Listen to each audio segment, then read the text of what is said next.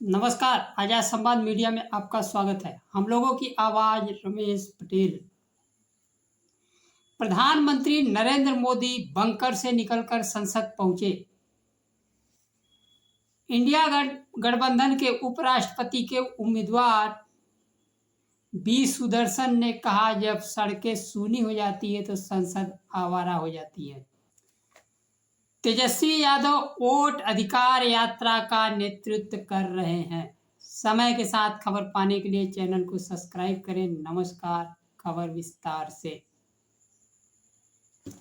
देश के प्रधानमंत्री नरेंद्र मोदी बंकर से निकलकर संसद की कार्यवाही में पहुंचे। उनके पहुंचते ही विपक्षी सांसदों ने वोट चोर गद्दी छोड़ के नारे से संसद को ऑपरेशन सिंदूर पर जवाब देने के बाद संसद से गायब हो गए थे और राज्यसभा में तो ऑपरेशन सिंदूर पर जवाब भी नहीं दिए। अमेरिकी राष्ट्रपति ट्रंप ने संघर्ष विराम किया। देश के विदेश नीति, वोट चोरी, बिहार के एसआईआर जैसे मुद्दे पर प्रधानमंत्री सदन छोड़कर भागते रहे।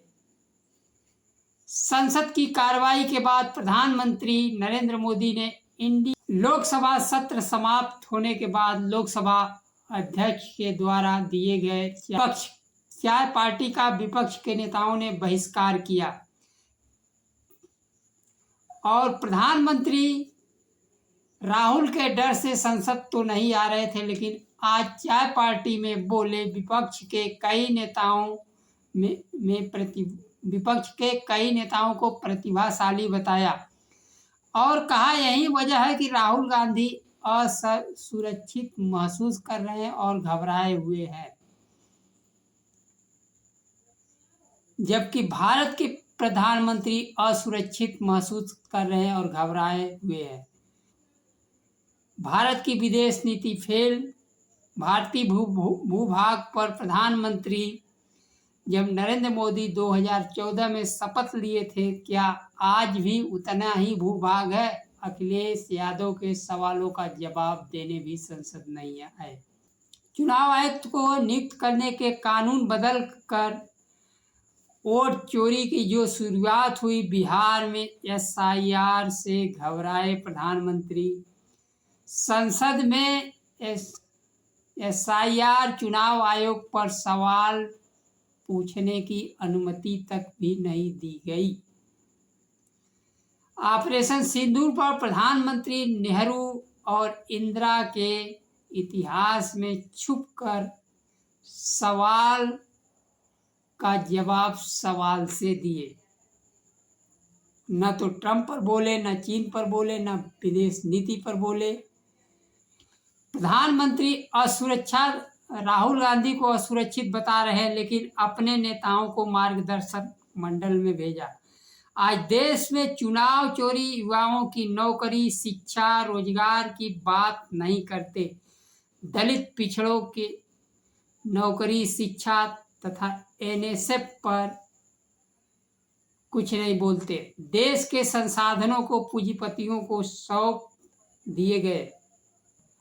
संपत्ति सौंपने के बाद कहते हैं कि 70 साल में देश में कुछ नहीं हुआ। वह कौन संपत्ति सौंप रहे हैं? जो 70 साल में बनाई गई थी उसी संपत्ति को बेच रहे हैं।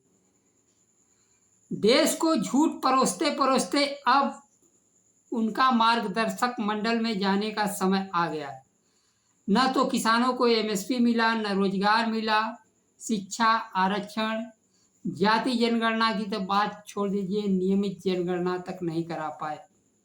राहुल गांधी ठीक कहते हैं कि तेलंगाना मॉडल पर जाति जनगणना हम ही कराएंगे। सामाजिक न्याय, वोट के अधिकार और लोकतंत्र बचाने के लिए सड़क पर जन आंदोलन का नेतृत्व कर रहे हैं। उनसे घबराकर प्रधानमंत्री मोदी अपनी पार्टी में विकल्प तो नहीं बना पाए, विपक्ष में विकल्प खोज रहे हैं। बी सुदर्शन रेड्डी इंडिया गठबंधन के उम्मीदवार उपराष्ट्रपति पद का नामांकन कर दिया है। कांग्रेस अध्यक्ष मल्लिकार्जुन खड़गे, सोनिया गांधी, राहुल गांधी के उपस्थिति में अपना नामांकन दाखिल किया। लोकसभा में विपक्ष के नेता को धनखड़ के इस्तीफे और चुप्पी पर सवाल उठाया। इस्तीफे के बाद जगदीप धनखड़ न तो सार्वजनिक रूप से दिखाई दिए, न तो एक शब्द बोल ही पाए। इस्तीफा एक बड़ी कहानी है। विपक्ष के नेता ने मोदी द्वारा लाए गए नए विधेयक की कड़ी आलोचना की, जिसमें 30 दिन तक जेल में रहने पर पद से हटा दिया जाएगा।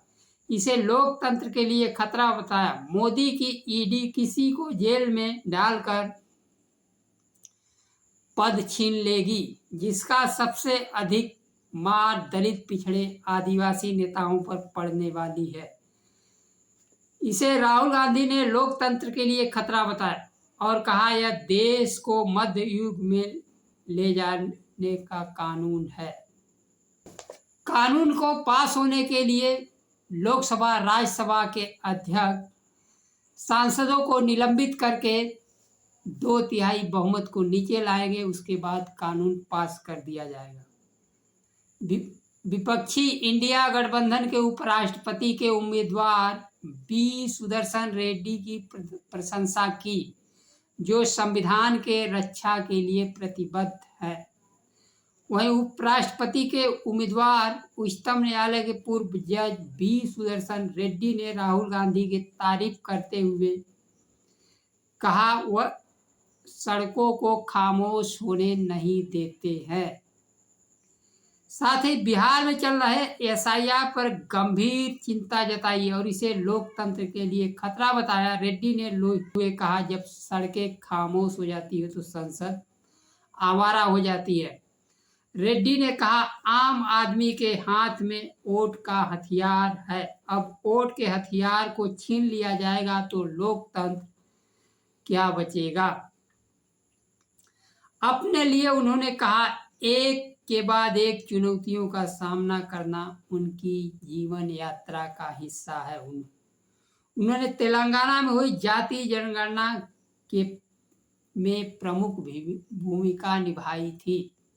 आज संसद में नया इतिहास बना। प्रधानमंत्री मोदी के पहुंचते ही नारा लगा वोट चोर गद्दी छोड़। वहीं गृह मंत्री मुख्यमंत्रियों को 30 दिन जेल जाने पर विधेयक राज्यसभा में पेश कर रहे थे।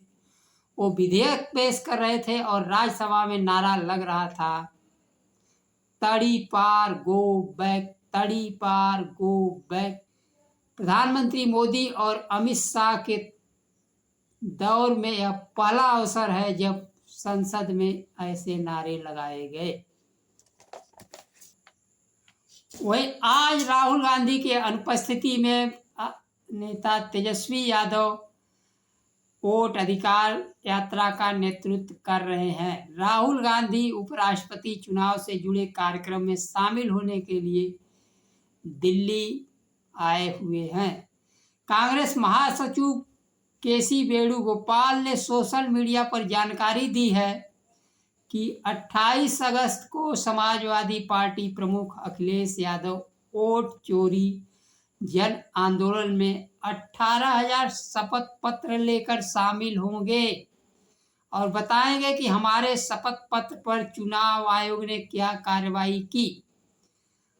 आज शेखपुरा में यात्रा शुरू होने से पहले तेजस्वी यादव ने सूचना दी कि राहुल गांधी दोपहर बाद यात्रा से जुड़ेंगे। यात्रा शुरू होने पर तेजस्वी यादव, दीपांकर भट्टाचार्य, राजेश कुमार, मुकेश सहनी यात्रा का नेतृत्व कर रहे थे।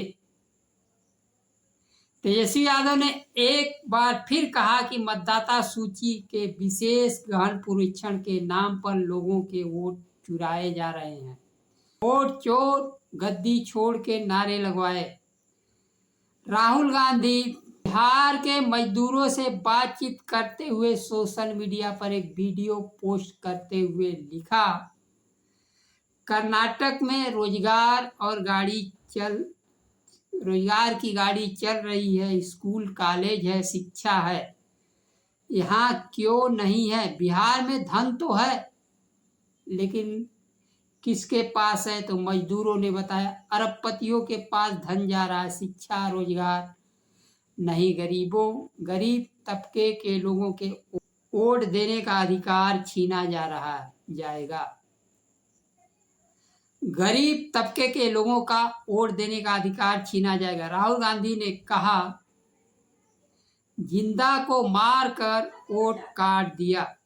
जीएसटी शिक्षा और परीक्षा में भी लिया जाता है। अरबपतियों वह लेकर अरबपतियों को दे दिया जाता है। मोदी चुनाव में आते हैं तो नफरत हिंदू मुस्लिम करते हैं। वर्षों से भाईचारा जो बना है उसको खत्म करने की साजिश चल रही है। राहुल गांधी ने लालू कुमार यादव से भी मिले, जो गुजरात सूरत में मजदूरी का काम करते हैं। एक पीढ़ी नहीं 2 पीढ़ी बर्बाद हो गई नीतीश के सुशासन में। पीर की नियुक्ति करके जीवन बर्बाद कर दिया है। 4 साल बाद घर भेज देते हैं, पेंशन भी नहीं मिलता है। राहुल गांधी ने सोशल मीडिया सीधा सवाल चाहता हूं, जो सरकार वोट चोरी कर से बनी हो उसका इरादा कभी जनसेवा नहीं हो सकता है। न ही आपको वोट देने की जरूरत है, इसलिए आपकी समस्याओं की परवाह नहीं है। आपकी स्थिति आपके सामने है। रिकॉर्ड तोड़ बेरोजगारी देश में चल रही है। आज के लिए बस इतना ही। नमस्कार। जय संविधान।